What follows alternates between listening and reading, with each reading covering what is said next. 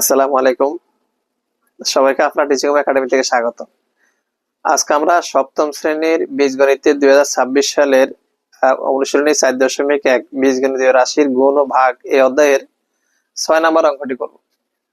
বলছে দেখো, গুণ করো প্রথম রাশিকে দ্বিতীয় রাশি দ্বারা গুণ। আচ্ছা, আমরা এখানে লিখি না, সেটা প্রথম রাশিকে দ্বিতীয় রাশি দ্বারা গুণ। তো দেখো, এখানে প্রথম রাশিকে দ্বিতীয় রাশি দ্বারা গুণ বলছে, যেহেতু আমরা গুণ করতে বলছে, আমরা -3p² কিউ কিউব, যেহেতু গুণ বলছে কমা তুলে দিয়ে আমরা গুণ চিহ্ন দিব, -6p⁵ q⁴। এইখানে একটা ব্র্যাকেট দিলাম, এই জন্য দেখো পাশাপাশি দুইটা চিহ্ন মানায় না, সুন্দর দেখায় না, সেই জন্য একটা ব্র্যাকেট দিচ্ছি। এখানে না দিলে আসলে তাই দিলাম না। তুমি যদি ইচ্ছে করো এখানে দিতে পারো, কোনো সমস্যা নাই। এরকম দিয়ে দিলাম। আচ্ছা, দিয়ে দিলাম। এরপর দেখো, এখন আমরা সংখ্যাগুলোকে আলাদা করবো। এখানে -3 আছে, এখানে -6 আছে, তাহলে -3 গুণ -6 আমরা এভাবে লিখবো। -3 গুণ -6 গুণ পি গুলো আলাদা আলাদা লিখবো, p² গুণ p⁵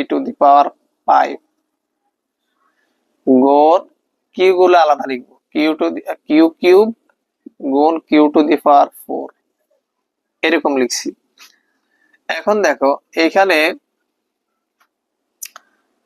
এটো মাইনাস এটো মাইনাস, দুইটাই মাইনাস আছে। দেখো, তাহলে মাইনাসে মাইনাসে প্লাস, বাম পাশে প্লাস চিহ্ন দেওয়ার দরকার নাই, তাই দিলাম না। এখানে কোনো চিহ্ন না থাকলে বাম দিকে প্লাস চিহ্ন বোঝায়। 3 6 18 18। এখানে দেখো পি 5টা, এখানে 2টা, p⁵।